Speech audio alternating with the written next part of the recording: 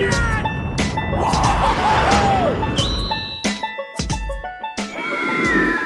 up, cappers, gamblers, punters, hustlers, low baggers? Happy Thursday morning to all of you. 9 a.m. here in Costa Rica, 11 a.m. at the Diplomat Beach Resort. T-minus under 2 weeks till we will all be partying together in Miami, coming off a perfect day. Perfecto. 4-0 in MLB, 2 pushes, so 6 bets, 4-0 though. 4-0, 1-0 in WNBA. Perfection. And then I get to start my day by looking at the chat here, and Trey Hicks gets me laughing before the show starts. He says, woke up 20 minutes early, deuce is being dropped. Thanks, Jimmy. I control my dumps. I control my destiny. So beautifully put, Trey. So beautifully put. There is Anna Merrick, who will be joining us on the Late Show to talk UFC. I believe it's in Uruguay or something like that. UFC this week for Anna Merrick will be joining us. And we have a wildly interesting day of sports here. We have 8 MLB baseball games. We're going to be focusing on that. Then we have a CFL game. Babino going to be joining us in 39 minutes. But we also have 3 WNBA games and 11 NFL games, and I will be making picks. I still haven't bet any of them yet. I haven't decided what exactly my unit size is going to be in NFL preseason, but I have decided to make bets. Why wouldn't I when I get a chance to work with Donnie Rightside and the Whale Capper? And we already started our first live audible on Tuesday. Shout out to all the cappers in your chat. In the chat, we got Ty Clinton, Aaron Bistron. Aaron Bistron says, Lowback fam, we harvest the lettuce. We roll the lettuce. We smoke the lettuce. You guys are getting me here. I control my dumps. I control my destiny. And we harvest the lettuce. We roll the lettuce. And we smoke the lettuce. Lechuga play of the day. San Diego, Colorado. First 5 under in full game under from Aaron Bistron. San Diego 15-1 to the under. First game back from a road trip. Lettuce harvest. Says Aaron Bistron, man. You guys are on one today, man. That's nice to start the day with, oh God, Trey Hicks is so, I control my dumps, I control my destiny in capital letters. Joe Rich Ramirez, we got Sanka in the house. Viper MB, Gas Station. Sushi says, Ron Crawford wins 2-0. What a great team we have put together, Gas Station. And you are part of it, Ron Crawford, part of it, man. It's why we are winning. Christopher Smith, Carlos Peroj. Going to be partying with my guy, Carlos Peroj, in Miami. Cor Wiley says, big NFL card football is back. Ben Sports 24/7 says, good morning, Hustlers. 4-0 clean sweep. Same here, Ben. Feels good. Feels good. We got Joe Anisi in the house. Oh, no. Jeff Joseph says, Jimmy, where's maximum security? We'll miss the Travers. Wow. You're right. You're absolutely right. Tax will be the controlling speed. Without maximum security, they're very, very interesting and sad. I wonder what the word is, why he's not going to be there. I hate hearing that. We got Barham Dog Jenkins in the house. Eric Jones, Von Polo, Bookie Lover Q. Both those guys can be partied with in Miami shortly. We got Tomarino, Tomor. Guillermo says, sorry about the third place finish. I'll keep you guys posted. No problem, Guillermo. Your ROI giving out plays here is still very good. Prince of the City, Jorge, don't play. Guru Sports Bets, Jungle Boy 223, Hunter Engelhart, Ron Crawford, spreadsheet plays 3-1. If Boston lost today, if Boston lost. Wow, okay, but who cares? 3-0, really. Today, Yankees, Indians, Phillies, Braves, Ron Crawford, and copy and paste his spreadsheet plays. Shout out to our guy, low bagger, Ron Crawford, crushing with his spreadsheet plays. Tormino says, I'm likely going to be on Seattle first half when the lines come out. They'd be good at home and need a win. Their recent loss has been to good teams on the road. Interesting there. Let's just pull up everything here. Also, before we go further, Poppy Longwood says, Dolphins winning today. I'm very interested in that. Joe Rich Ramirez says, quarter unit. Jimmy, just have fun. Yeah. There's something around there for sure.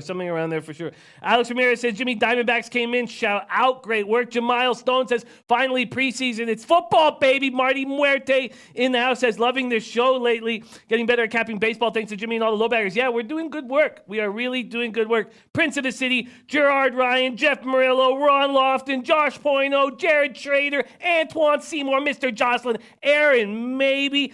My guys in the house. Jared Trader says Indians moneyline, New York, Atlanta moneyline parlay. That will be a copy and paster. I love these days when we can focus on 8 games. We can really deep dive into these smaller cards. We have been historically very successful in situations like this. And we are 48 hours away from round 3 Saratoga. Jeff Joseph talking about the Traverse Stakes. Round 3 Saratoga. We got the 4-star Dave. We got a couple stakes races this Saturday, and it is round 3. So first off, here is the link. Now, I'm not going to put out the program yet because the morning lines aren't out. I'm going to wait till the morning lines. Here we go. Pop that up. There's Chad Cannon. There's Russell Gordy. Okay, here I'm going to pop that out. So that's the link to the contest. Jump on the link, say that you're in for round 3 or whatever you'd like. But big news, after 2 rounds, Big Ragu, our very own Big Ragu, is leading. So he already won $250 for winning round 1. If he holds off, he's got some people, he's got a nice $9 lead right now.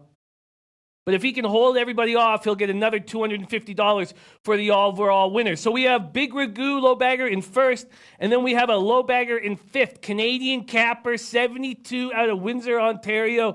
He is about 1470 behind Big Ragu. So we have 2 low baggers in the top 5, and I hope you guys get that cash. And I'm back there, man. Has not been a successful first 2 rounds, but I'm still in the running. I'm still in the top 25. I can get there. Neo Money in the house, my guy. Neo Money. Russell Gordy says Reds dog.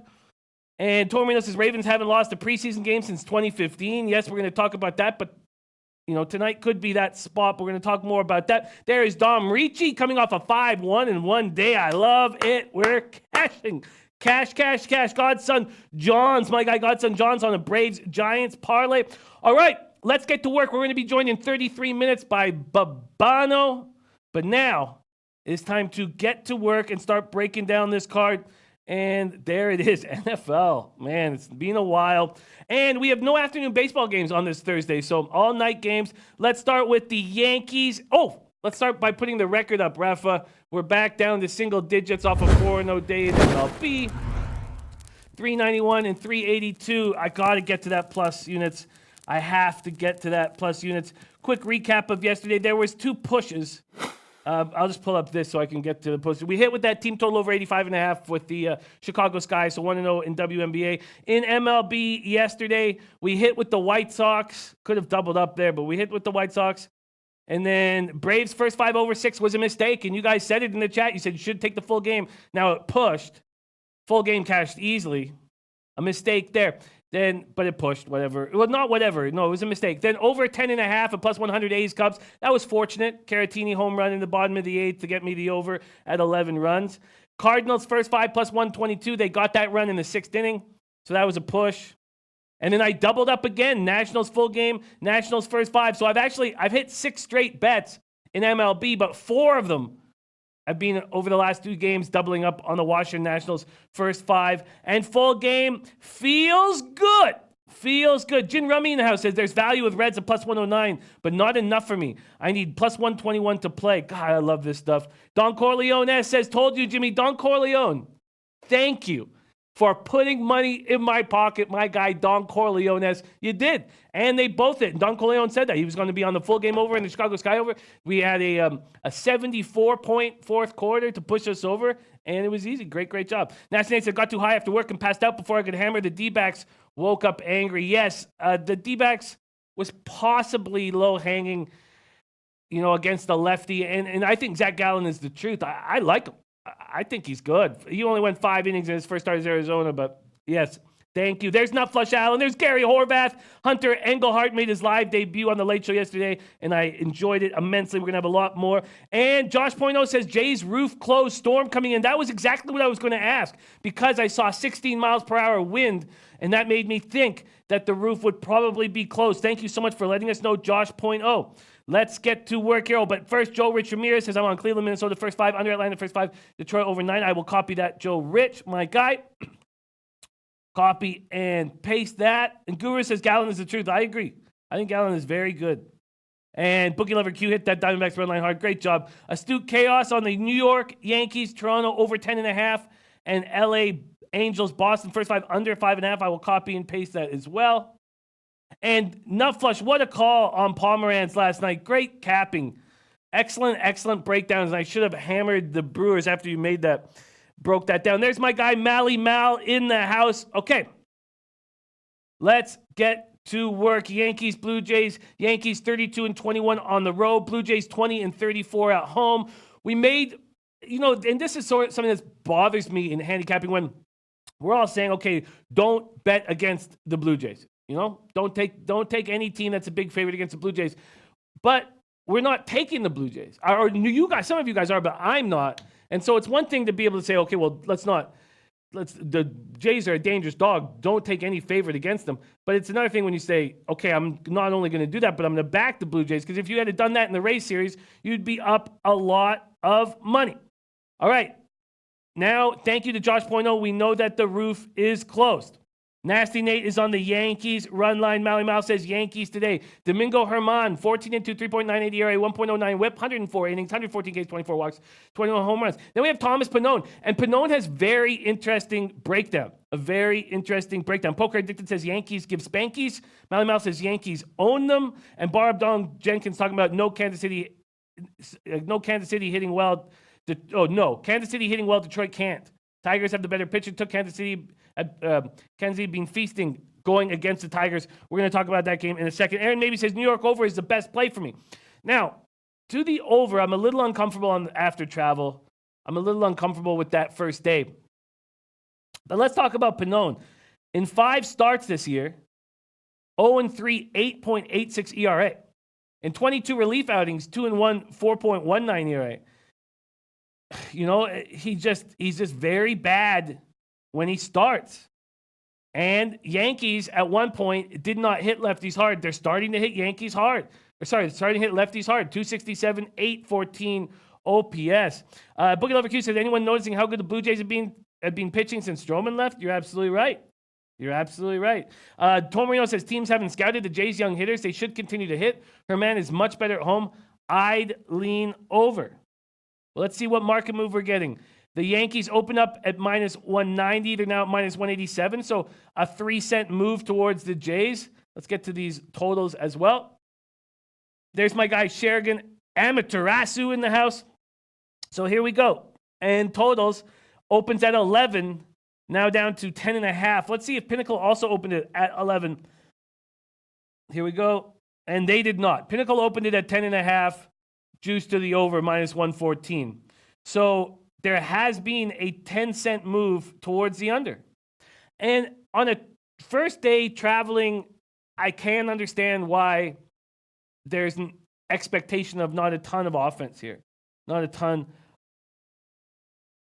Oh, wow. No, I broke down something yesterday on the Late Show. Figured out when you say hum over 1.5 times, you should stay off that game. You are 16-3 when you stay off that game. I like it. Oh, I like it. Sheridan Amaterasu says football tomorrow. Football today. Russell Gordon says Vegas knows Yanks been crushing. Why would over be plus money? Under. But Raul Porwando says Yankees over 10.5. Mr. Spectacular says hammering over. Herman 7-2-1 to the over as a visitor. Repula Gaming says I've been riding the Yankees over all year and I'm not touching this one. Not a chance. Very, very interesting. Two of our sharper cappers here are both saying something's wrong. And then we look at the books here, and there's been a 10-cent move towards the under. That has to have you second-guessing the over. Russell Gordon saying over is plus money going under. And Joe Anisi says ready to party in Miami. I like it. So, all that said, Daryl Lyle says feeling like you auto bet Yankees until further notice. There's Chris Favors in the house. I'm certainly not going to make a move on the over right now. Let me say that. Blue Jays completed a 7-3 road trip. They're playing good baseball. Bichette is rolling, but he has made 4 errors. He's got a hit in each of his first 10 games, including doubles in the club record 8 straight games. Pannone making his first home start of the season. 1-0 with 4 runless innings and 2 relief appearances against the Yankees this year. Don Reed says everything is pointing over almost too much. Jorge Don't Play says, Jimmy hit me with the hardest when I said Milwaukee money line yesterday. I got to watch that, man. I got to watch that. Tom Marino saying Tampa to Toronto is not a long flight. I mean, it's not that short, but I hear you. North Florida and then to Toronto, which is further south than Portland. So I hear that. Jungle Boy 223 says, went 7-1 yesterday. Life is great. It surely is. And Nuff Flush On said, 29 both talked about it. Keep an eye out on Jay's team total overs. Well, why don't we just take a look at what the Jays team total over here is? Here we go. Jays team total over 4.5 at plus 114. Yankees over 6.5 at plus 106. Those are dodgy for sure. Dodgy for sure. Ron Crawford said, her man had one bad start in a month. That was Minnesota. He is the play. Yankees run line.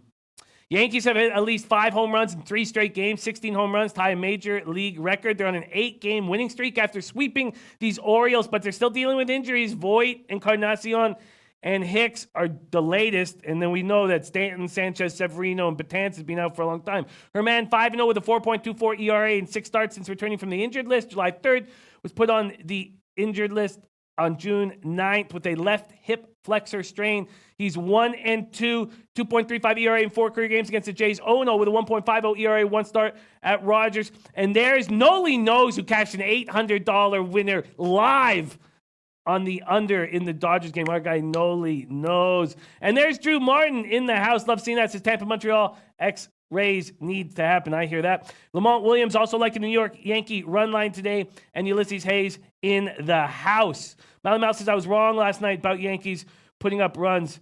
They're wilding right now. They are 14 runs yesterday with that trash lineup. I mean, it's hard to want to get in the way of that. Aaron Bixson says, I love the San Diego, Colorado under as well tonight. San Diego plays to the under at home and off a road trip more than any other team. Colorado on the road, fade. Going to copy and paste that. At this point, I am not making a move on this game. And let's just see what everyone who's liking the Yankees run line, let's see what exactly that is at. We're going to go to point spreads here quickly and see exactly what this minus 1.5 is. And it's minus 130. I'm just not going to do that against the Jays right now. They're a dangerous squad. I am not making a move, but Russell Gordy, knows this market inside and out. And he says the market's pointing to an under, and it seems to be that way. Anil Frank in the house. Anil Frank saying it doesn't matter who's in the lineup right now for the Yankees at this point. And Mountain Mouse says, Tomar, both teams have plenty of big bats. All right, so all that said and done, I am not going to make a move. Brandon Lugo says, what up? Love this show, man. I rearranged my work schedule to catch it when possible. Our guy, Brandon Lugo. And Ron Crawford said, don't be shocked, though. Jays will get one, but not today. Rich G says, Yankees beating up on bad teams. Don't read a lot into that streak. And Jeff Joseph said, but Baffert will be bringing game winner over for the Travers, working very well. Ooh, that sounds pretty appealing to me. Pretty appealing to me, man. And CT Bay saying Indians money line, they hit Gibson. Lamont Williams, 2 plays, max bets. Atlanta, run line. Cleveland, run line. Edit, copy, and paste that. And Antoine Seymour saying the line movement is not always right. You're absolutely right, but I've not been going against it for a while. And Aaron Bistron saying Alex Wood looked good last time out in the Cubs-Red spot. We're going to talk about that game shortly. Cubs get quiet on the road, and the Reds play to the under 90% after a day off. Very interesting. Okay. And Godson John saying, don't miss out on free money with the Yankees. Gary Horvath says, why is there so much money coming on Miami? Let's get to that game soon. But next up, let's talk Angels, Red Sox. Angels, Red Sox. Let's take a look at the market move here with the Angels and Red Sox. Peters, Sale.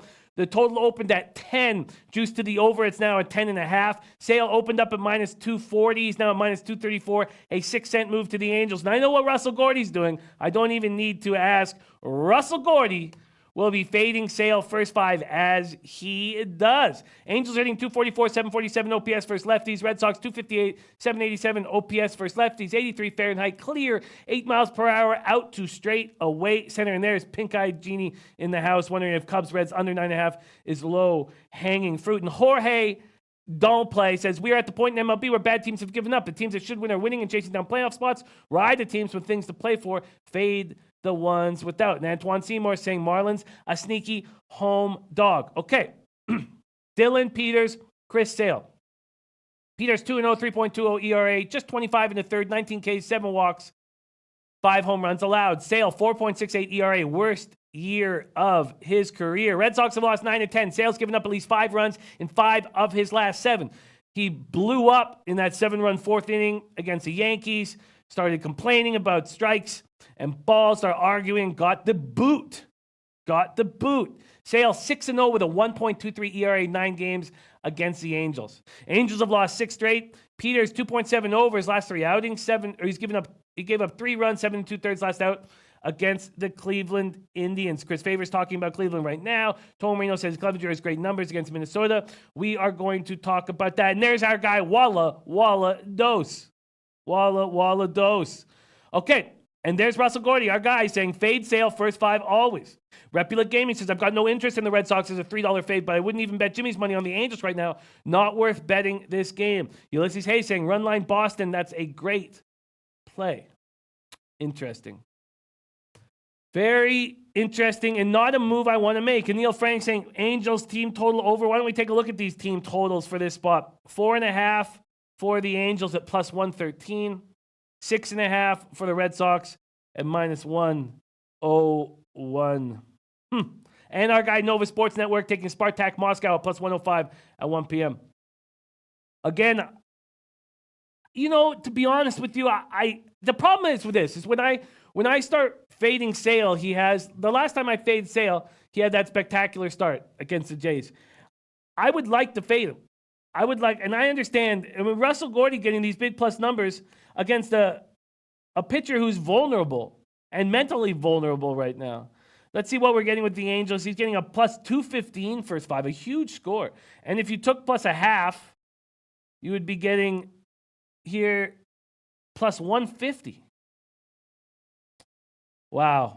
I can understand. I think, I get Russ. There's my guy, Juan Ruiz, says driving to work, taking notes, can't wait for next week. Juan Ruiz, we can't wait for next week. Antoine Seymour says, Angels suck, Red Sox suck, stay away game. Drew Martin says, Ohtani, so important to that lineup. Tom Marino says, sales controls been very inconsistent all season. You can't get away with that at Fenway. And Godson John saying, leave this game alone. Catered to you by Chef Jeff says, passing on this one, too risky. Mally Mel says, Red Sox going to win, but why bet them? Tom Marino says, Angels were overrated 2-3 weeks ago. They look undervalued now. I think that's a good point. I think that's a nice point for Tom Marino. I think Russell Gordy's spot on the first 5 with the Angels is extremely interesting. And Thompson said, Jimmy Scout laid minus 200 on Astros run line yesterday. How did he know his easiest play? The guy's sharp. Okay, so I guess I would lean towards what Russell's talking about. I would lean towards first 5. Why not? You're getting a huge line. Sale just seems vulnerable. And there's our guy, Adam Eric says, don't forget everybody, come back for the afternoon show for some MMA. All right, let's move on to Royals at Tigers. 82 Fahrenheit, partly cloudy, 13 miles per hour out to left field. Jorge Lopez has looked terrible so far this year. 1-7, 6.19 ERA, 1.52 WHIP, 84 and a third. Now he's not going to be going long. Ned is saying 75 pitches is how far he's going to go. Lopez making a spot start today. He pitched 3 1/3 at Minnesota on Saturday, allowed 2 runs on 4 hits, faced the Tigers 6 times, 3 starts, 0-2 with a 6.75 ERA. Chad Cann said this is a slop game between 2 teams playing like doo-doo. Remo saying Sale, last 3 games, ERA of 9.60, but Mal saying Sale owns the Angels. Tomino says Royals Tigers is like a minor league game. Sure, but you have Matthew Boyd on the mound, who is a good pitcher, and a pitcher that we could probably trust. And the Royals don't hit lefties. Let's take a look at what the market move is on this game. Here we go. Royals Tigers opens at 9, juice to the under. It's now juice to the over, so a decent-sized move, but staying on that 9 towards the over. The Tigers opening up at minus 150. They're now at minus 159. I'm not going to take the Tigers as a huge favorite. They're terrible. But Russell Gordy says Tigers get the win, and I feel like that is right. I think the Tigers get the win here. Jorge Lopez is bad. This Tigers bullpen is not to be trusted either. Mr. Spectacular says battle of the bums, like DJ Big Boss would say. There's Joseph Gomez in the house. Lamont Williams says, what about Cubs, Cincinnati, first 5? Yes, we're going to get to that very, very soon. Joe Anisi says, Tigers getting money. Ulysses A says, I would take KC in this spot. Better bats in KC.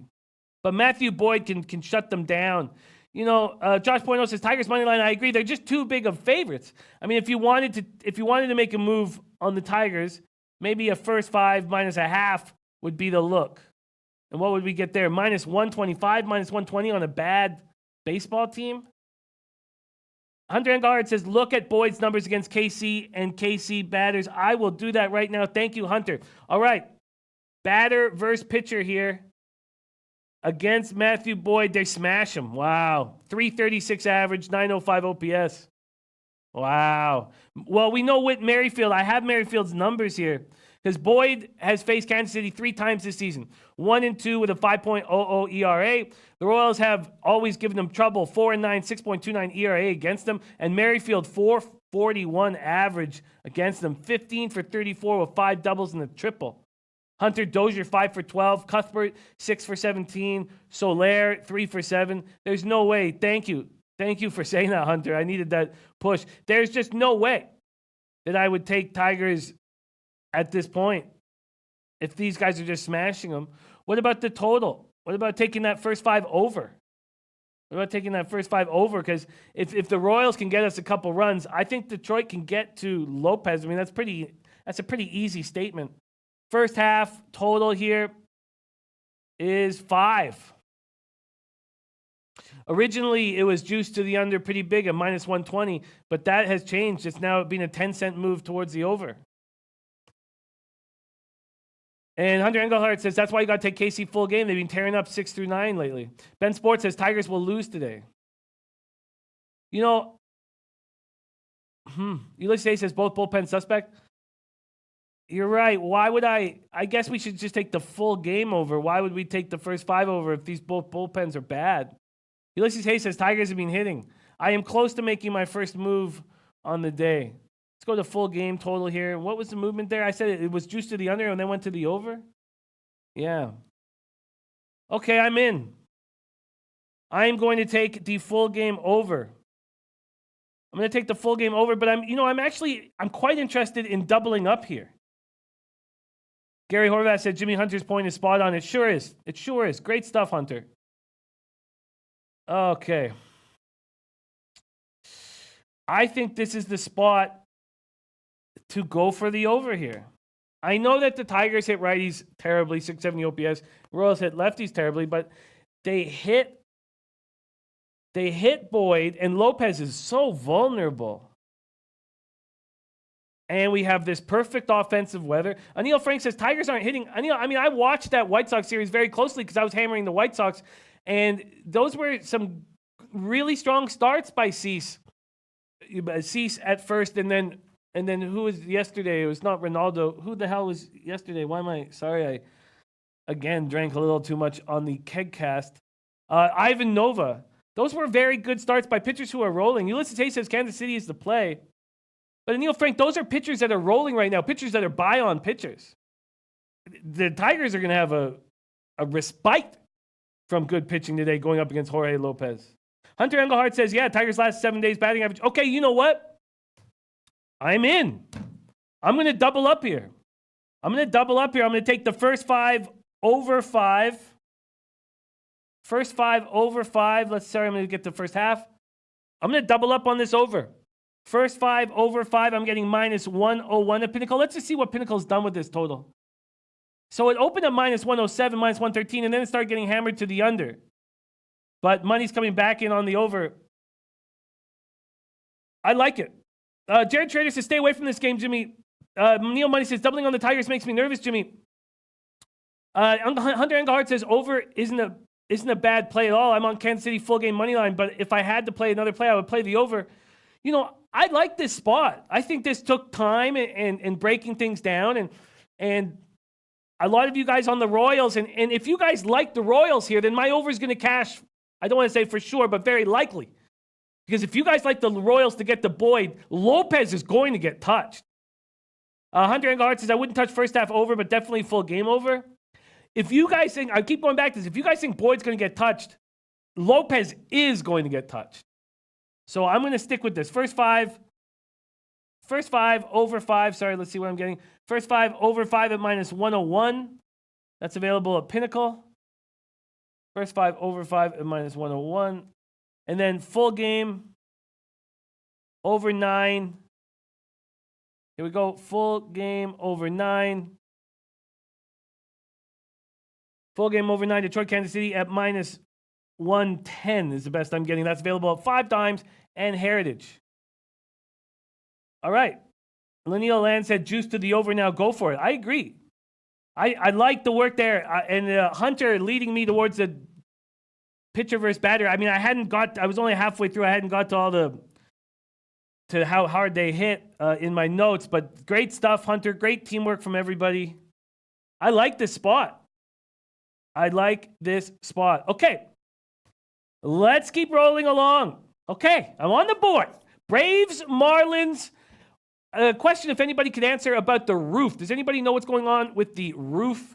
86. Oh, and yes, Walla Walla Dose. Great call. Great call. Because Walla Walla Dose says everything going smoothly for Matt Randall. Let's all just take a second and send the Randall family some energy, some positive thoughts, because a baby Randall is supposed to arrive today. So let's all just take a second and send the Randall family all the positivity we can to that sweet family. All right, let's get to work. Braves, Marlins. Anyone know about the roof? I'm very interested in the roof because it's only 86 Fahrenheit. I know it's like 94, 95 with humidity, but Jeter kept saying how he wants, in situations like this, to have the roof open. Dallas Keuchel going up against Eliezer Hernandez. If the roof is open, mostly cloudy, 8 miles per hour, sideways out to left field. Keuchel versus Hernandez. Keuchel 3-4, 3.86 ERA, 1.25 WHIP, 56 innings, 42 Ks, 19 walks, 8 home runs. Eliezer Hernandez 1-4, 5.66 ERA, 1.35 WHIP, 41 in the third, 41 Ks, 16 walks, 11 home runs. Braves are hitting 263, 797 OPS versus righties. Oh, and yeah, great call. Absolutely great call. You're right. Drew Martin did call that one, that Kikuchi would look good outside of his division. Great call. Great call. Okay. And Bookie Lover Q says, feels good today. Ben Sports Picks 24/7 says, love Seahawks +3. We are going to hammer this NFL card on the late show. And Jungle Boy says, should be close tonight. Thank you. Thank you for that, Jungle Boy. Respect. And from what I hear, it was on fire. Okay, all right, Clint. Marlins are hitting 246, 671 OPS versus lefties. Braves are hitting 263, 797 OPS versus righties. The Braves are rolling.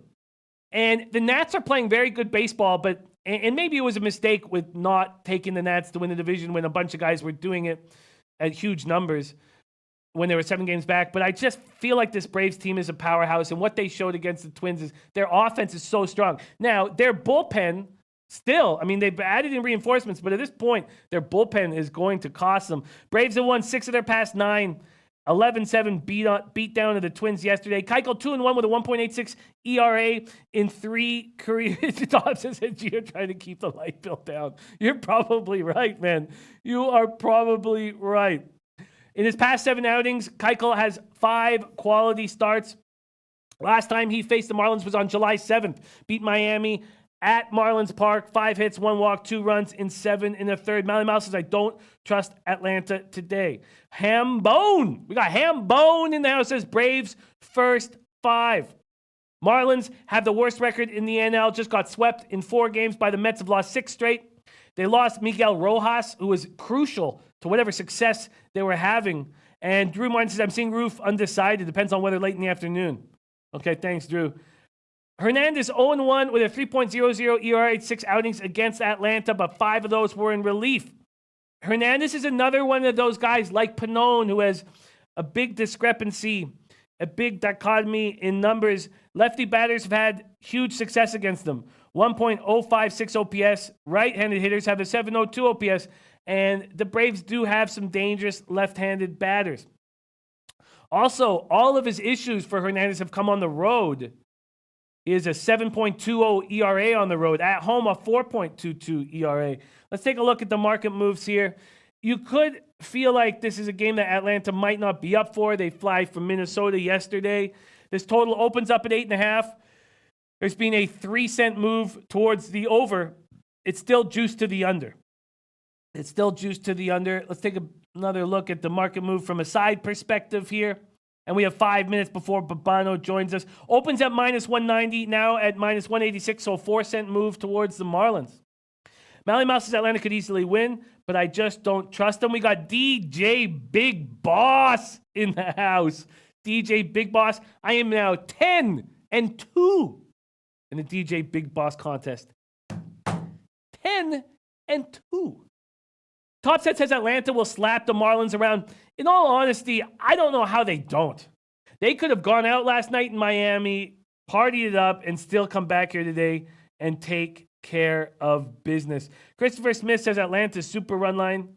CT Bay says Braves probably score 6 runs. And, oh, nice. That's Noseguard's nephew. Ham Bone. Oh, Noseguard, respect. The Noseguard family in the low bag chat. Respect. I love that. Hambone, welcome to the fam. If you are a nephew of Noseguard, you are a nephew of ours. Respect. I love it. Atlanta versus Miami, 10-2 on the season. Bookie Lover Q says this is flat spot 101, but how could you not ride the Braves? That is perfectly put. That is perfectly put, Bookie Lover Q. Absolutely perfectly put. And if we took the Braves on the -1 line, let's see what we're getting there. Because you get like a minus 185 on the money line, and then on the run line, minus 120. This is let down the spot 101. That's perfectly put. Absolutely perfectly put. And that Fire TV on a Yankees Braves parlay. So, how do the Braves not beat up on the Marlins? Because Eliza Hernandez has a nice start. So that's the only thing that I can think of right now. Viper MB, Braves, first 5 minus a half. You know what, Viper MB, my only worry, concern there is if it is a letdown spot, then it'll be a letdown spot early. Mally Mouse says, oh yeah, I forgot Rojas got hurt. It's a huge loss. Miguel Rojas has been so good. And Russell Gordy, Miami, first 5. There you see it. There you see it. All right. So not making a move on that game in 2 minutes. We're going to be joined by Babino. Let's talk Cubbies, Reds. A lot of talk early whether the under was possibly low-hanging fruit. Was possibly low-hanging fruit. Let's see. Do I copy and pasted a bunch of guys' action? So let's, and Chad Cannon says Braves will roll them. Ron Lofton, at this point of the season, if you are in the hunt, you better care every game. That's true. That's true. And Noseguard says, we out here. Respect. Oh, and that Fire TV also liking Mystics Fever over 159. I will copy and paste that. Okay, here we go. And oh wow, is that true? Poker Addicted? Am I not gonna? Is there money keep coming in on that over now? Oh no, because I haven't bet it yet. Sorry about that over there, KC Detroit. Yeah, it's okay. I'll just pray. I'm not gonna. Maybe I can make the bet when Babano's here. Boogie Lover Q says, I'm on your back in the DJ contest. I love it. I love it. Drew Martin says, Marlins bats sometimes hit well against pitchers who don't light up the radar gun. Russell Gordy, let's let Russell Gordy lead us in, or let's let all you guys do it. So Russell Gordy saying Cubs, Garbo on the road. We know that. We know that they've been struggling all year on the road. Aaron maybe saying Reds first 5 under is my only big play today. Torino says I'd lean under. I'm on Hamels over 5.5 strikeouts. Hamels was great at the beginning of the year. He was great last start. He's rested just 1 start in the last month. Yes, I agree. And Tormer says Cubs are still struggling against lefties. And Drew is with Noseguard are both leaning towards the over in that Braves game. That's an interesting look. Okay, let's talk about this Reds game, and then let's bring in our guy Babino. So Cubs, Reds, Cubs 21-33 on the road, Reds 31-26 at home. Let's see what the market move has been, and then we'll break it down. Here we go. Let's go to money lines and totals here. And Reds, Cubs. So the Cubbies opened up at minus 115 and now minus 118, a 3-cent move towards them. And the under was heavily juiced before, minus 125. It's now minus 110. So there's been a 15-cent move towards the over. CT Bay says Reds full game under. Top Set says I like Cubs first 5 under. And I would love to hear, Russell Gordy, how are you handling this Cubs Reds spot? Cubs are hitting 238, 742 OPS versus lefties. Reds have the same power numbers against lefties, but a higher batting average. Alex Wood, 1-0, 3.18 ERA, 1.15 whip, 11 in the third, 9 Ks, 2 walks, 3 homers. Cole Hamels, 2.84 ERA, 1.18 whip, and he did look very good off of the IL. Hambone saying under in Reds, good play. John Garcia saying now or never for the Cubs. They need to learn how to win on the road. I have the Cubs official play here and 2-unit bet to win the division at plus 130. And I like where we stand now. I like where we stand. Mally Mal saying under 9.5 easy. You know, Mally Mal, there'd been a 15-cent move towards the over, and that's what takes me off of it. Pie Guy says if no Baez, I really like the under. Okay, Cubs have won 5 of 6. They're beginning a crucial 10-game road trip. At the end of this 10-game road trip, I'll know whether or not I'm going to, well, not for sure, obviously, but I'll be pretty strong. I have strong feelings about whether or not I'm going to catch this division. Mr. Spectacular leading Cubs first 5. Russell Gordy says on Reds first 5 in full game and under full game. So, Russell, what does it say to you that there's been a 15-cent move to the over that does not concern you? I'd be interested to hear what you have to say about that. Cubs did something. They signed Jonathan Lucroy to replace Contreras, who's out with a hamstring injury. Hamels, no decision on Saturday, but he looked good. 4 hits, 5 scoreless against the Brewers. It's a nice return from his left oblique injury. He allowed 1 run on 2 hits in 1 inning on June 28th against Cincinnati before exiting with the injury. Hamels took the loss in that outing, but he's still 11-2 with a 1.97 ERA, 1.05 whip, and 18 career starts versus the Reds. Hunter Engelhardt says, don't like to play Cubs on the road, but they turned on the bats yesterday, and Cincinnati lately been good too, so too many question marks for me on this staying away. Tormino says, Kimbrel is out, Cubs bullpen vulnerable, I'd lean first 5 under. Slats, my guy Slats says, Jimmy, appreciate the Expos late being from Montreal, but after a 5-0 day, how do you change the Orioles cap? You're right, Slats, you're right, Slats. You're right. Now I'm questioning everything, Slats. I should have just come back with the same hat, shouldn't I have? Now I'm questioning everything, Slats. Okay. Tom Marino says Cubs need Zobrist back against lefties. Bookie Lover Q says Reds like a fly at the picnic in the Cubs' ear. They always compete. They're winning this series right now, 7-5 against the Cubbies. Aaron Pearson saying Reds lineup hasn't done much career against Hamels. Perez is the only guy with decent numbers. Barnhart is smashing the ball right now. He's smashing the ball. Not against Hamels, just in general. He's smashing the ball. 379 since the All-Star break with 3 home runs, 9 RBIs. And Suarez just hit his 30th home run. And the Reds are playing good baseball. And Russell Gordy says, no, Cubs on the road is a different team. Don't trust them. Reds at home. That is a good way of looking at it. Reds have won 8 of 11. Alex Woods looked good since his 2 starts coming off the IL with the back issue all year. He won on Friday against Atlanta, and he allowed 2 solo homers, 4 hits, and 6 2/3. And we know that Atlanta Braves team smashes lefties. So I'm surprised that there's been this move towards the over. Jungle Boy says Cubs is actually hot right now. The Reds gave away a lot of their good players, so they're all over the place trying to get it together. So I think Cubs win easy. I do not have a move at this point on the Cubs-Reds game, but that 15-cent move towards the over is strange, and maybe it's because it's more of a second half overplay.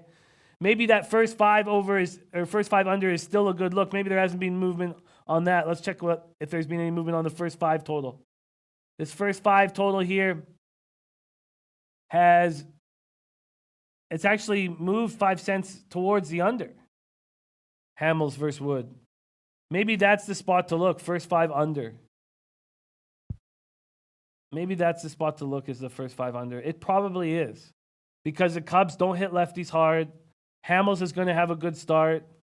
The move is going to the over to the full game. So if you have second half plays on your book, maybe the second half over is the spot. 8 miles per hour straightaway center. These lefties got to be careful. Okay, I'm just going to leave a lean the first 5 under and hear what our guy Babino has to say. I'm going to lean the first 5 under. Maybe I make that move shortly. So we have not capped Indians, Twins, Phillies, Giants, Rockies, Padres. So we got 5 games through, 3 games left. Let's see where Babino goes. And let's welcome him to the show right now. And Jimmy Remy said it's not strange because if you don't know where the projected total stands.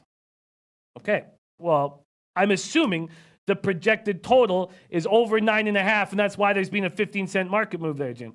Okay, let's bring in, and I don't mean to be angry, but obviously that's what the market move is for, is the projected totals are over 9.5, so there's been a 15-cent move. I mean, there's no other possible reason why there's been a market move towards the over except The projected totals must say that it's over 9.5. Okay, let's bring in our guy representing Steel Town, Hamilton, Ontario. And if you want to party with this man who parties hard, you have to meet us in Miami, August 18th to 25th. Welcome to the show, Babino. How are you doing on this Thursday morning? Good morning, Jimmy. Yeah, I mean, in exactly 2 weeks from now, the plane will be up in the air, and I will be making my way down to Miami and joining everybody that's coming down for the week in Miami on behalf of SBR, and I'm definitely looking forward to it. It's hard to believe, 2 weeks, and we'll all be there, and it's going to be a lot of fun. I'm so excited. I hear that you are going to be the DJ, the resident DJ at the pool. Is that true? Oh yeah, that's true. That's 100%. I'm more than happy to brag and boast that I'll put my music collection up there against anybody in terms of depth, in terms of number of songs, in terms of wide-ranging genres. I can go in the dance and electronic realm. I can go to classic rock. I can go to classic hip hop. And everything else in between. We're going to have some party-ass music down there, courtesy of this guy. So you better be ready for a dance party. Put your dancing shoes on, boys. It's going to be a lot of fun in Miami. Okay, let's get to work. I really want to break down this CFL game. I'd like to close boys on that. Boys and girls. I should say boys and girls. We hope to see some girls there, too. You're right.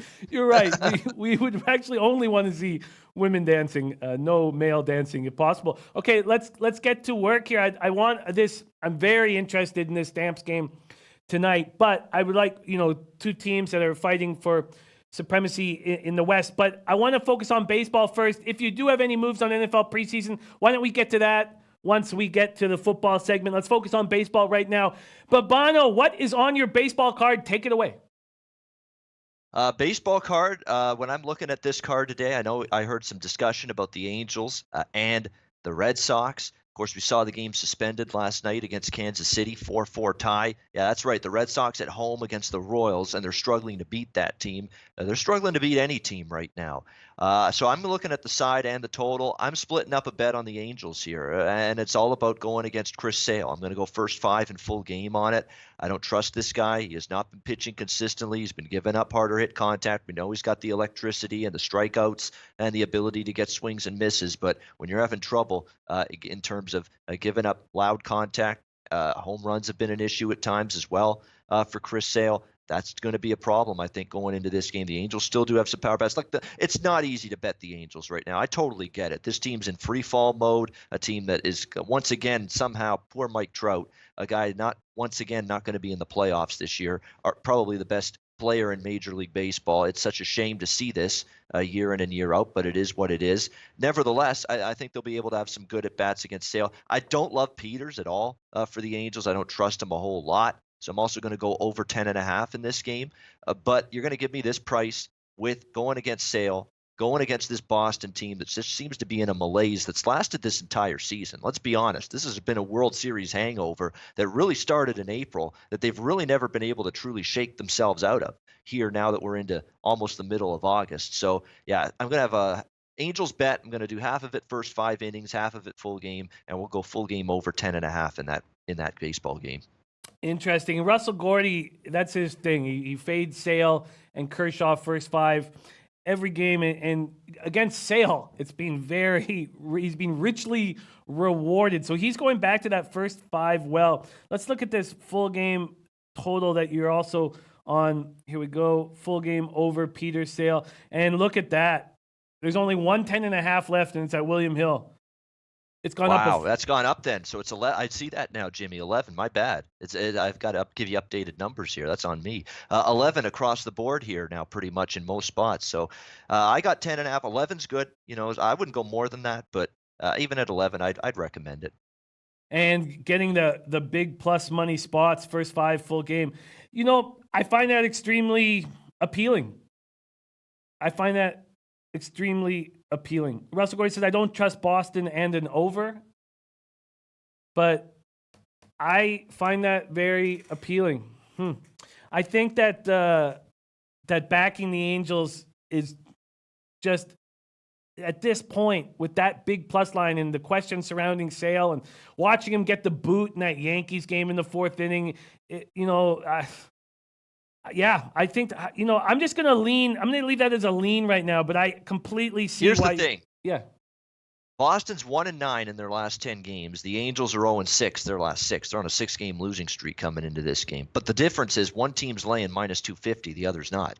That's what I'm looking at here in this game against a team that's just totally, I think, hitting the wall a little bit, Boston. You can clearly see it. I mean, this series against Kansas City, they were lucky to win the first game. They lost the second game, and they were deadlocked with them at 4 last night before that game got suspended due to rain. So there's nothing I like about Boston laying this kind of number against anybody right now. I know the Angels have been a hot mess themselves, but Sale's not right. I think the Angels could go in there and maybe take advantage early. So I'm going to take a chance. I mean, you got to do that at this time of year. The good teams are going to be priced like the good teams. The bad teams are going to be priced like the bad teams. But you got to dig below the surface, find these little instances where you think there could be some value based on a certain matchup. And I think with Sale struggles, this is that matchup.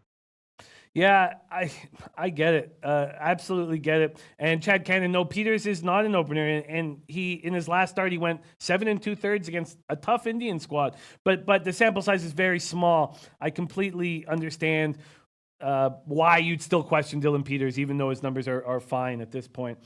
Okay, and Hunter Engelhardt says for that huge of a plus line, do it. I agree. All right, I'm not going to make a move on the Angels yet, but I certainly find it appealing. What's next? What's next in terms of baseball? Let's see. We got obviously a big series with Cleveland and Minnesota. It's absolutely enormous here. Clevenger against Gibson. I'm going to back Cleveland here, and I hate to do that because I've really done a good job with Minnesota this year. I've liked this team a lot. I've backed them a lot. I just don't know if I love the direction this team's trending in for the better part of the last month. And Cleveland, they're going for this division. There's no question about that. They sense it. This is a big series for them. Cleveland didn't necessarily, Jimmy, play well the last time they faced the Twins head-to-head. I think that series was in Cleveland. Minnesota actually, I think, won that series. I think it's payback time. I think Cleveland knows that these are going to be some of their last opportunities to face the Twins head-to-head. You got to take advantage of them, and I'm a Clevenger guy. I think Clevenger, I had that first couple of starts where he wasn't so good off the injured list, but better since then. Gibson, you got to give him credit for the Twins that I think Rocco Baldelli and this managerial staff here for the Twins, they've gotten everything they could out of Kyle Gibson. That's squeezing the lemon dry as far as I'm concerned. They've gotten every ounce of ability I think they could get out of this guy, but it's been a little bit more rocky, up and down, inconsistent Gibson in some of his latter starts. Cleveland's certainly more than familiar now with what they're going to expect from him, and I really don't like what I've seen from the Twins bullpen as of late. I think it's a big issue for them. They brought in Dyson, and then sure enough, he goes on the injured list now for the Twins. There are a lot of suspect arms now floating around at the back end of that Twins bullpen right now. That's a concern for me, not only in this series, but moving forward. I think at an even money price here, we'll give the nod to Cleveland. Yeah, I like it. There's been a market move towards the Twins, and it almost makes me want to wait at this point. Some very interesting points, but we have to stop everything because about 10 minutes ago, we all sent positive energy to the Randall family at the hospital waiting for the baby, and there he is! We're on the big day. He still comes into the chat. What a guy he is. Says, at the hospital waiting for the baby, but I had to tune in and give my very special play. Matt Randall. Oh, man. This is the second baby of the low bag family. Our guy Q Peso had sweet Lobagalins about a year and a half. And now Matt Randall at the hospital as we speak. Oh, man. Matt Randall, we've been sending all the love in the world and all the positivity in the world to you and your sweet family. And thank you for dropping by, man. That is just so cool. A very interesting note, a couple notes here that I wanted to mention. And Poker Addicted 79, very sharp. But first, let's go with Tomar saying Clevenger struggled on the road this year, but I think that's going to change. He's been solid on the road for his career. And then we have Poker Addicted 79. What do you think of this, Babino? He says, I think if you're on Cleveland, you can't think Indians score much, and you are betting Clevenger controls the Twins. First 5 under is a play, and we've already seen this total move to the under, right? Let me just go to totals here. We've seen this full game go from 9.5 to 9, and let's see what this first half has gone quickly. The first 5 under has gone. Oh, it actually, it stayed the same. 5 minus 115, still 5 minus 115.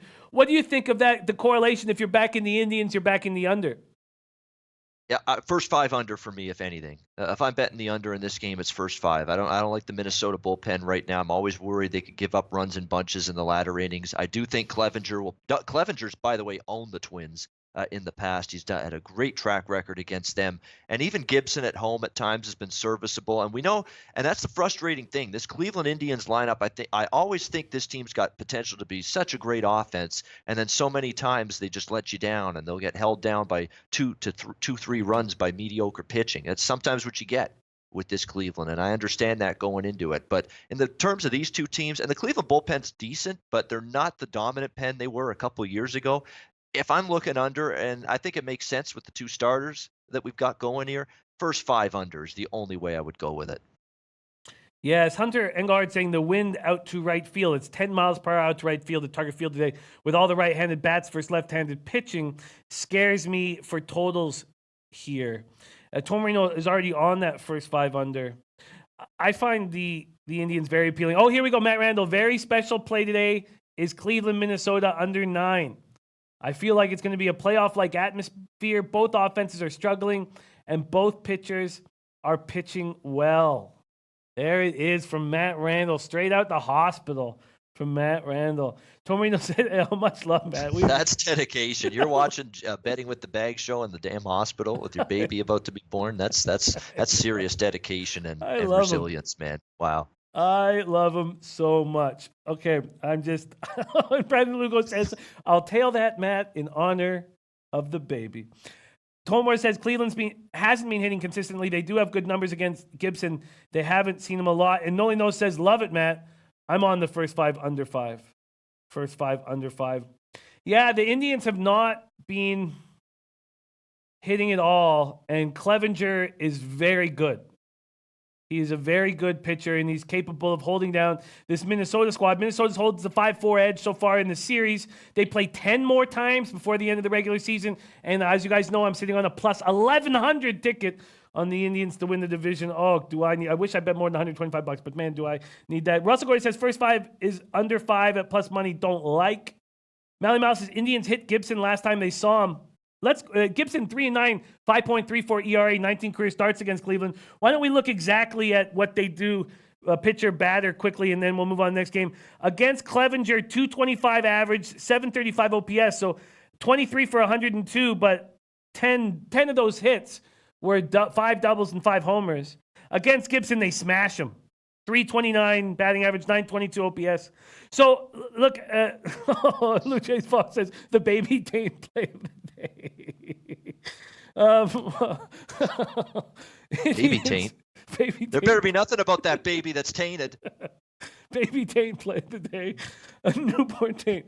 Indians, Twins. I like the Indians, but do you think money's going to keep coming in on the Twins at home? Do you think I'll get a better line if I wait? You might. I don't think it's going to go up much more. Will it go up to 10, 15 cents with Minnesota as a favorite? Possibly. It's not going to go higher than that. You'll see Cleveland buyback by then. And Gas Station Sushi says, congrats, Matt. My daughter's birthday is today. Also, Gas Station Sushi, a huge, huge part of the Low Bag family. Happy birthday to your daughter and all love to your family. Okay, I'm going to take the Indians, but I don't know if I'm going to make the move right now. And I'm a little uncomfortable. Just a little uncomfortable with that first 5 under. But I would, if I had a free play, I'd make it. I wouldn't take the over, but I am a little uncomfortable. Okay, what's next on the docket? Yankee team total over has to be on the docket, and it is for me against Toronto. It's ridiculous what this lineup continues to do on a daily basis. I'm not really thrilled with Thomas Pannone by any stretch of the imagination for the Blue Jays. I don't know what Herman's going to do against this Blue Jays team. The Blue Jays team total overs have really been a good bet for me lately. I don't know if I want it here, though. Herman sometimes can go out there and pitch pretty well. I know he got bombed by that Minnesota team recently, and on the road he's not quite as good as he is at Yankee Stadium, but it's a little bit more of a wild card. I do think the Yankees are going to hit Pannone, so I kind of like the Yankee team total over. It's almost one of those things now with them just absolutely crushing the baseball on a daily basis. It worries me for Toronto pitching tonight. It's 6.5 in my book. Matt Randall said Jimmy and Ian CFL game Calgary plus 7.5 thoughts.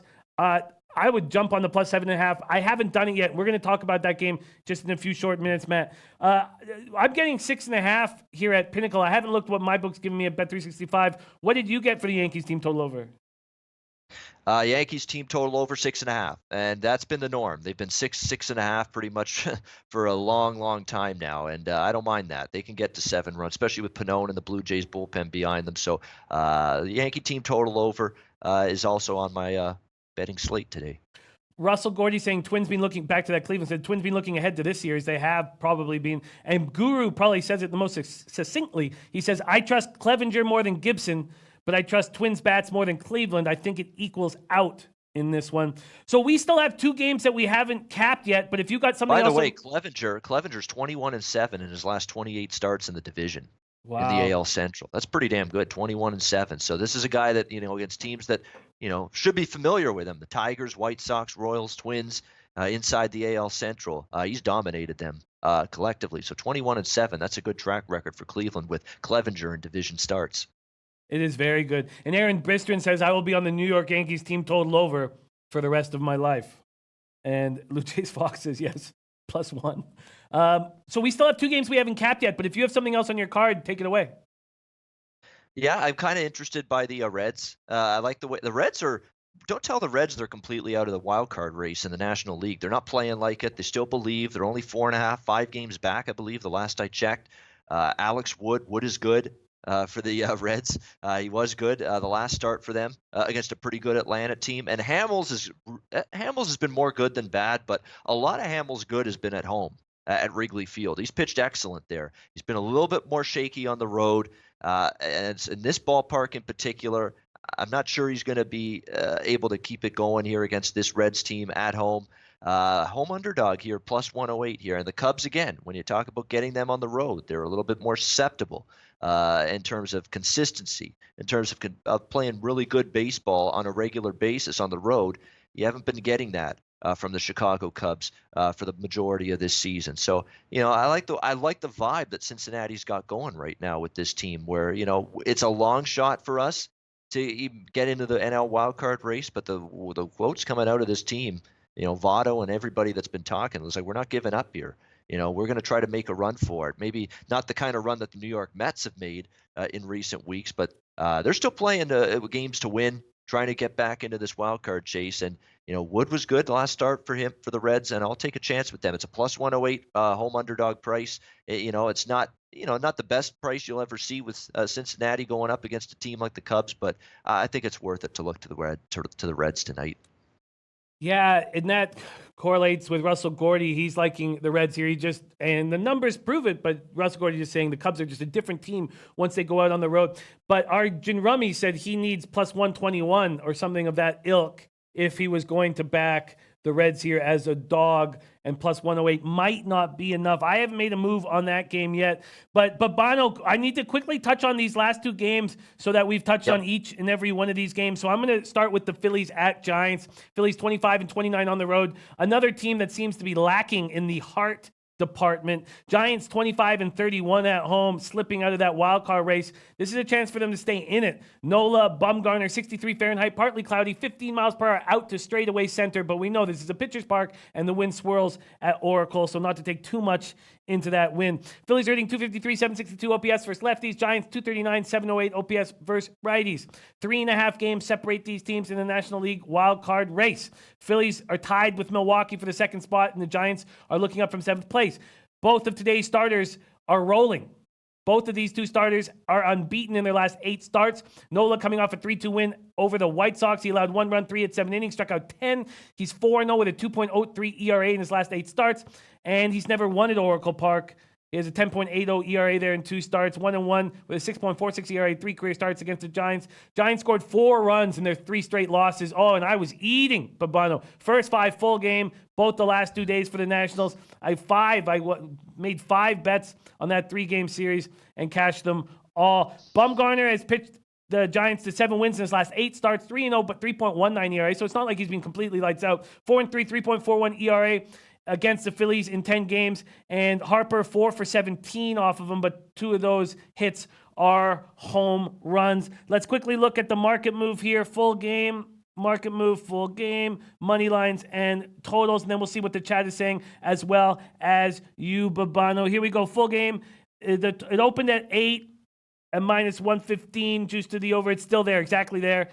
Oh, sorry. I'm looking at the wrong. Sorry. I'm looking at the Padres game. Sorry. It opened at 7.5, heavily juiced to the under. And it's not as heavily juiced. So it's still 7.5, but 9-cent move towards the over.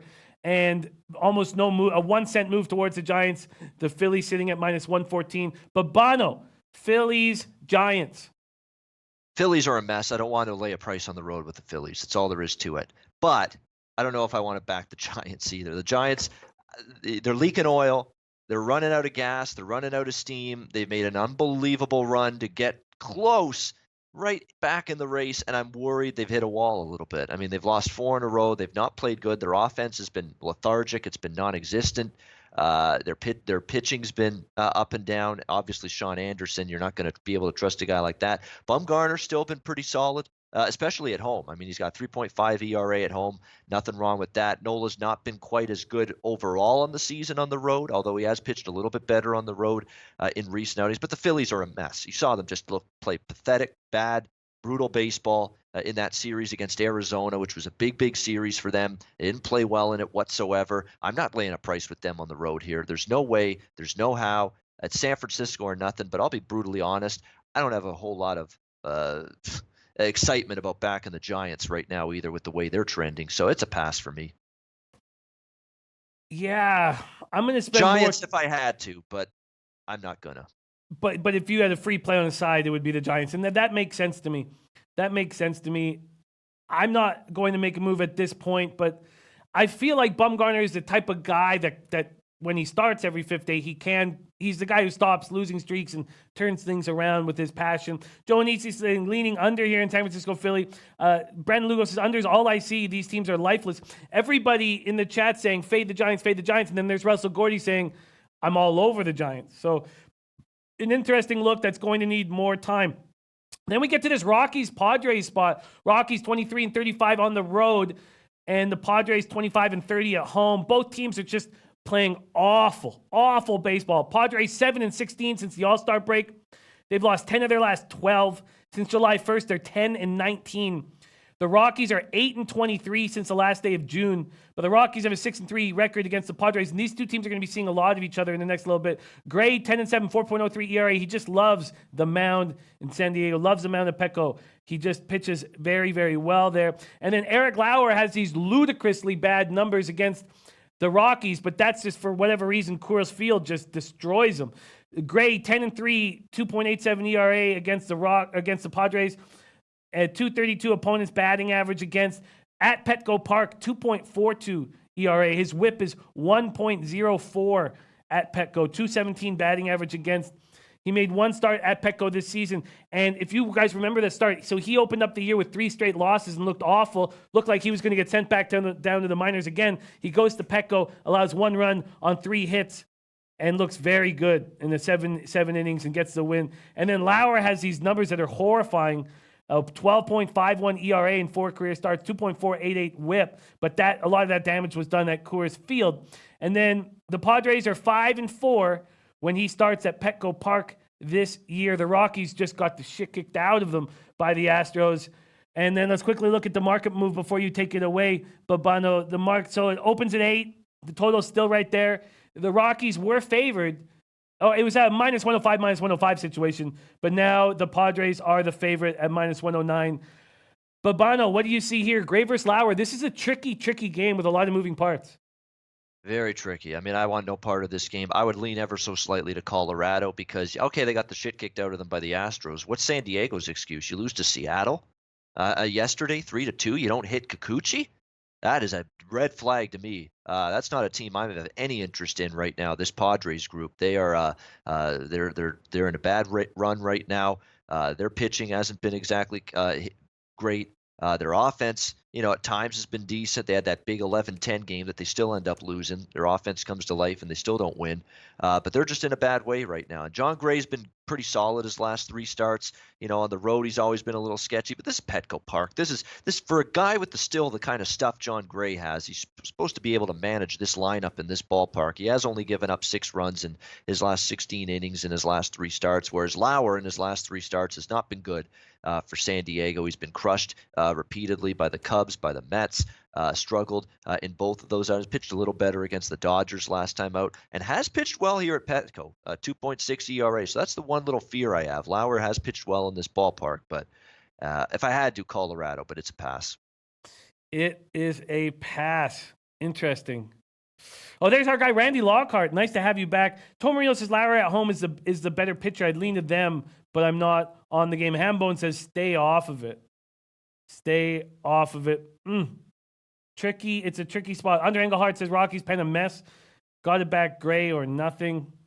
And Eddie Euler leaning towards the Stamps. Well, let's get there right now. Great job on this card, Babino. I absolutely love that. And looking back, I see that I, again, am not making a lot of moves. I'm coming off a 5-0 day or 4-0 in MLB, but I'm on the first 5 over 5 and the full game over 9 in Royals Tigers. And that's it. And that's going to be the extent of my early action. I'm interested in that first 5 under in Cubs Reds. I'm interested in the Indians. And we'll see what happens on the late show. But at this point, those are going to be my only 2 moves, doubling up on that one game. Okay, let's move towards this very, very exciting Stampeders at Bombers spot. Babino, this is so exciting. The 2-game losing streak by the Bombers. Leave it to the CFL. These teams look so strong. They go out east and they start losing. And it's just very, very interesting. But they're back home and they're angry. 3-0 at home.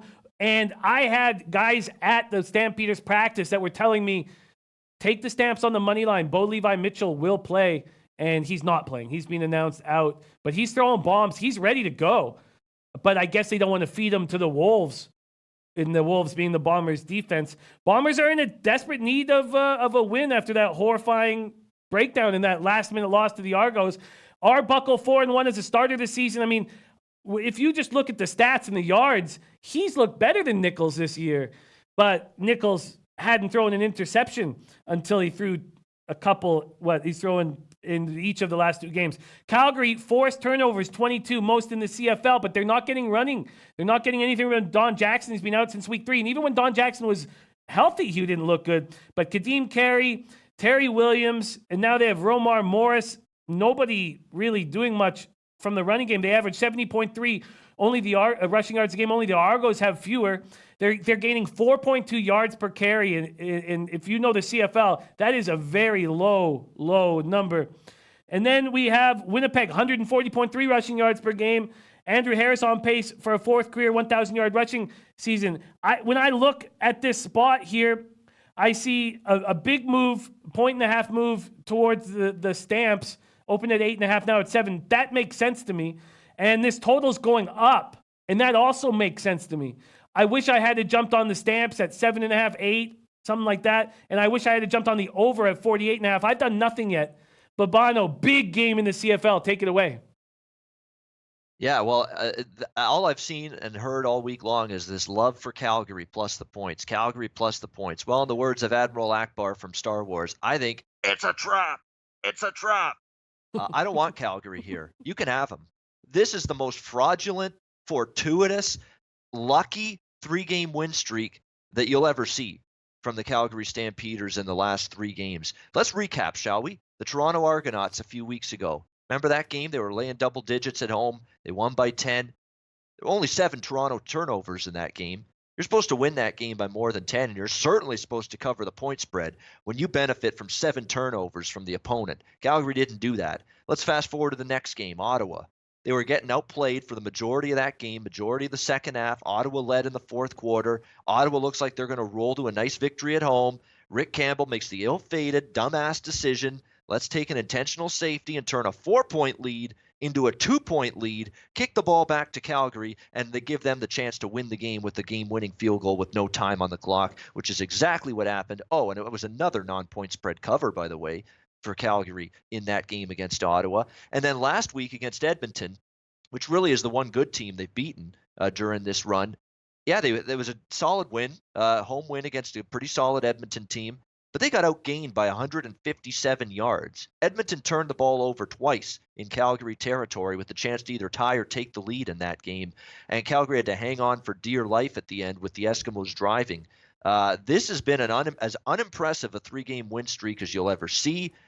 Everybody getting pumped up for Bo Levi Mitchell to come back this week, and then they announce he's not. They're going to hold him out.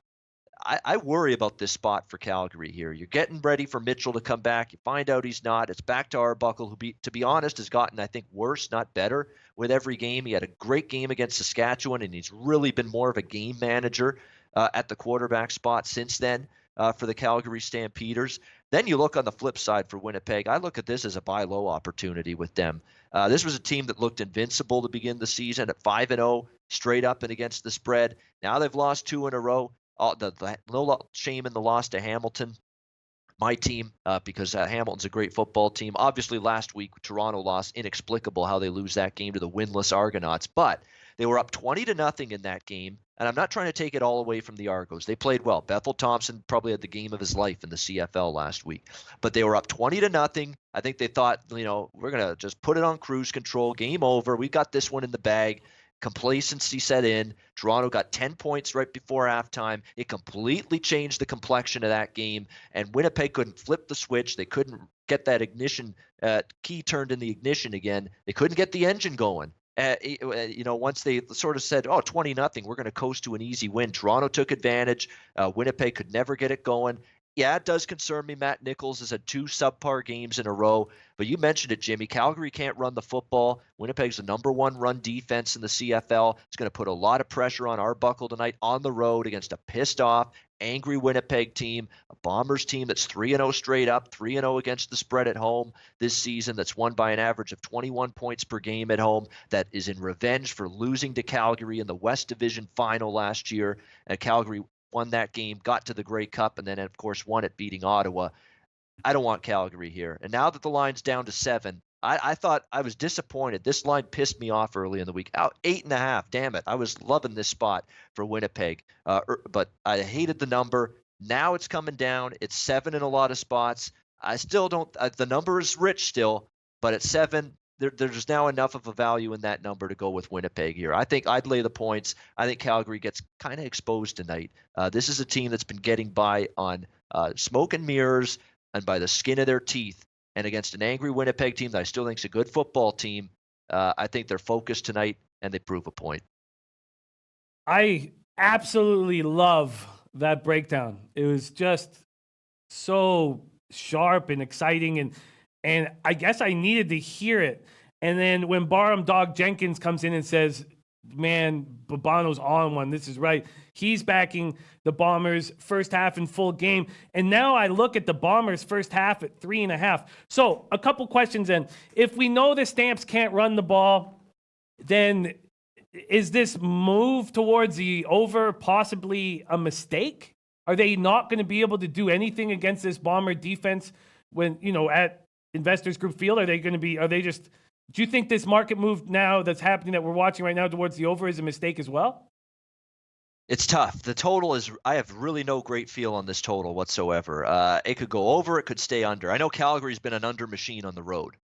They have been one under after another playing on the road, and really overall, Calgary's been an under team. I mean, they've been a solid defense. Their offense is pedestrian. I mean, Arbuckle had that really great comeback against BC. He came in for Mitchell, and then he had the great game against Saskatchewan. You look at Arbuckle ever since that Saskatchewan game, he's been average. He has been decent at best. And this passing game really hasn't been great since then. They've had a bunch of injuries. Juwan Breskison's been in and out with injury. They've had a couple other guys banged up. The offensive line's had some injuries. So there's been some issues here for Calgary in terms of an explosive passing game. And I think Winnipeg's defense is going to atone for the last couple weeks. I guess I'd lean under, but the one thing about Winnipeg at home, their games have been flying over the total. They've been getting kick returns at home. Their offense has been probably more efficient, more effective at home than it's been at home. That IG field, I think, will be rocking tonight. So this is a tough total. I could honestly see it going either way, so I'm staying off it. Wow, that is, I find that extremely, extremely interesting. And look at Shadow. Win off a bye, they'll be right. I'm on Winnipeg first half -3.5. After all of this, I think that's the best look right now. Bombers first half -3.5, or even. Well, to Shadow, it's not a bye for Winnipeg. They played last week, but I'll tell you, it feels like a bye because Calgary played Saturday against Edmonton. Now it's a short week of practice. They had Mitchell taking snaps instead of Arbuckle, so Arbuckle didn't get his full reps in practice this week because they were trying to get Mitchell some time because they thought he might come back, and he's not. They're going to hold him out another week. So it's a short week for Calgary. They're at home against Edmonton Saturday, going on the road to play Winnipeg on a Thursday. So this is a bad scheduling spot, too, for Calgary. They get the shaft in this matchup, scheduling-wise. Oh, that's such another great point. And I had guys at the practice saying that Bo's getting all the first-team reps. So, oh, wow. Okay, I'm making Arbuckle didn't practice as much with the first-teamers. Exactly, yep. Oh, it's such okay. I know exactly what I'm doing. This is look. I'm just pumped. I got fucking goosebumps. Okay, I'm gonna take first quarter Bombers at -2. I'm gonna take Bombers first quarter and first half. So let me see what I'm getting. Money line first quarter. Now I know the kick is important and things of that nature, but okay. Sorry. Spread first quarter. I'm gonna take the Bombers -2. At -109, -2, -109. This is going to be an angry Bombers team. And then first half, I'm going to take this. I'm going to take them early. Although I'm fine with the full game, but I think early they take care of business. I'm getting -3.5 at -107. -3.5 at -107.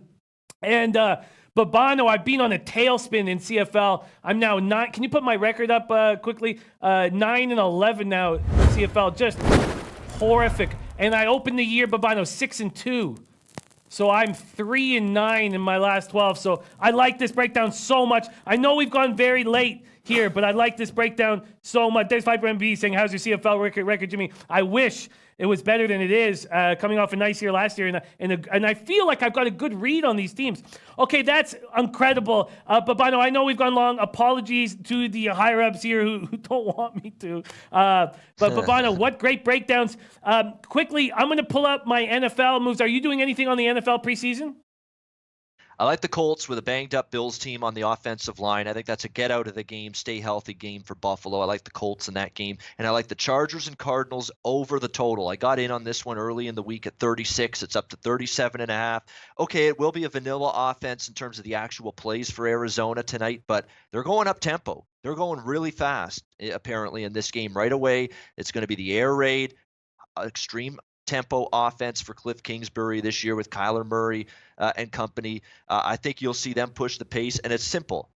If they indeed push the pace and tempo on offense tonight, Arizona, as they say they are, this total can't be 36. It can't be. You can't line this total up in the same range as all the other preseason games. It's too low if Arizona is going to end up playing fast. And I like the quarterback rotations we're going to see tonight. Okay, we're not going to see Rivers for the Chargers. You're going to see a lot of Tyrod Taylor. I got no problem with that. He's an experienced NFL quarterback now, should make plays against second, third, and fourth string defenses. You got Cardale Jones, solid quarterback that can move a little bit in the pocket later in the game as well. For Arizona, after Kyler Murray leaves the game, you got Brett Hundley, who's been in the NFL for ages. But many great preseason performances he's had in past Augusts with the Green Bay Packers. He's a guy that I think can move the ball against backup defenders. So you get that. You get the Arizona team playing fast, up-tempo offense. Obviously, under Kingsbury, that's the way they're going to play this season with the new scheme.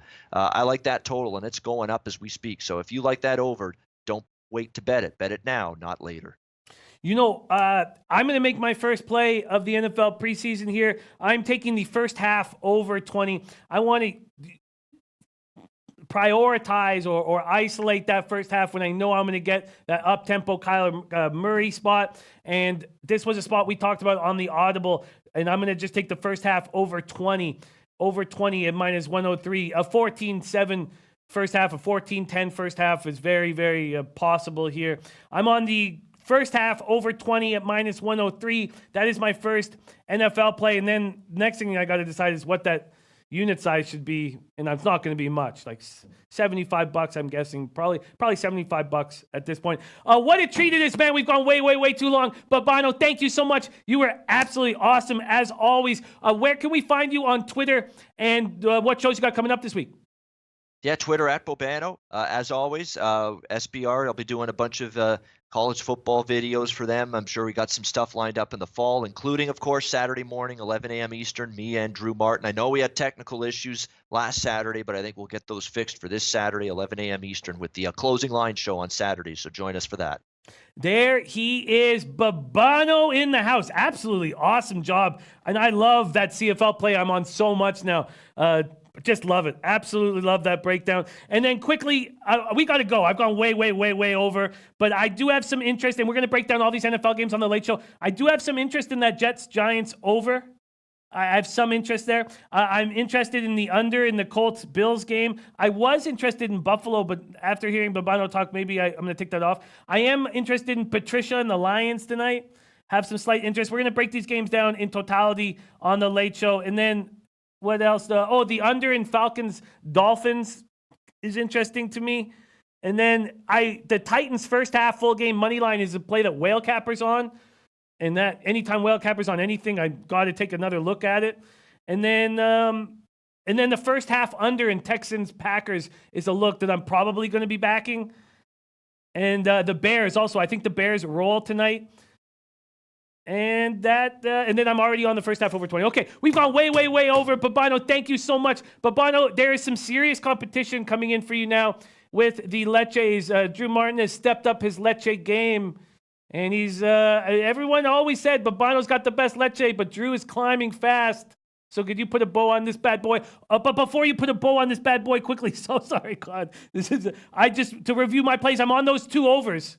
It's simple. I'm on the first 5 full game overs in the Tigers-Royals, and that's my only play at this point. And then I'm on the first quarter, first half with the Bombers, and then I just added that play. And then, Babino, you have some competition now. Could you put a bow on this with a nice Leche for us? Yeah, always good to be with you, Jimmy. Every Thursday on Betting with the Bag. Let's beat some bookies, let's cash some tickets, and most importantly, Leche and Los Bookmakers!